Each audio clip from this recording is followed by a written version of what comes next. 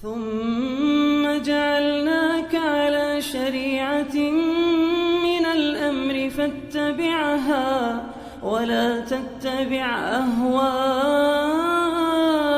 الذين لا يعلمون. Jadi ada beberapa pertanyaan dari Pak Ardi yang saya pahami berdomisili di Pinrang, Sulawesi Selatan, berdomisili di Parepare, Sulawesi Selatan, cuman asal kampung beliau di Pinrang. Jadi kalau yang ditanyakan zakat fitrinya dikeluarkan di mana, maka dia asalnya mengeluarkan di tempat yang dia berada di situ, yang dia tinggal di situ. Karena dasarnya zakat itu diambil dari orang yang berkewajiban mengeluarkan zakat dan diberikan kepada orang-orang fakir yang berada di sekitarnya. Iya. Kecuali kalau penanya misalnya beliau tinggal juga di daerah asalnya, maka tidak ada masalah dia salurkan di sana. Kemudian yang kedua, kemana dia serahkan? Ini hukum yang penting saya ingatkan di sini. Jadi kalau pemerintah meminta agar zakat diserahkan kepada mereka, maka kita wajib menyerahkannya kepada pemerintah.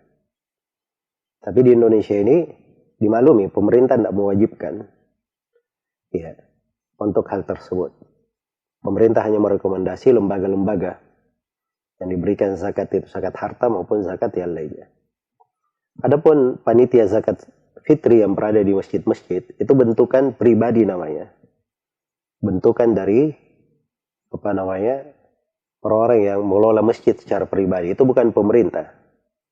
Iya. Dari sudut hukum fikih tidak disebut sebagai amil zakat, tidak disebut.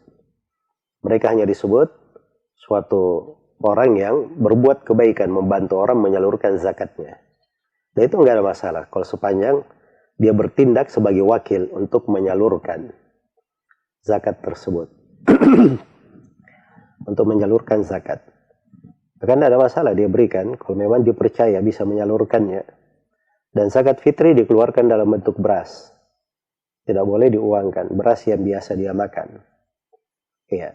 Dan zakat fitri itu hanya diberikan kepada fakir miskin saja.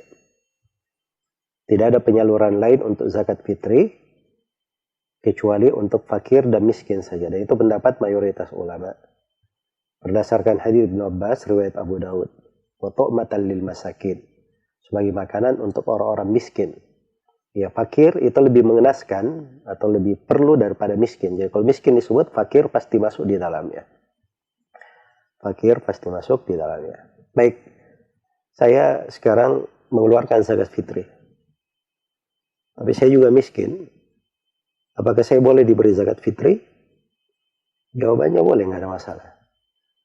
Iya. Jadi terkait dengan kewajiban dia itu lain, terkait dengan hak dia itu perkara yang berbeda.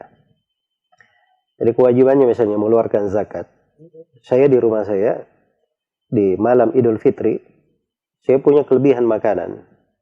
Makanan pokok saya untuk anak-anak dan keluarga saya misalnya dalam sehari cuma 2 liter beras. Saya punya beras di rumah 20 liter. Maka itu kadar lebih. Nah, lebih ini saya punya kewajiban untuk mengeluarkannya. Iya.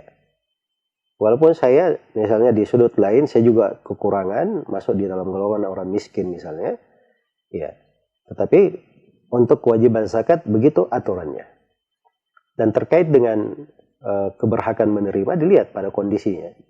Ya memang di kesehariannya atau di kehidupannya misalnya orang yang bekerja tapi penghasilannya tidak cukup atau sama sekali tidak ada penghasilan, begitu masuk di dalam miskin yang boleh diberikan zakat.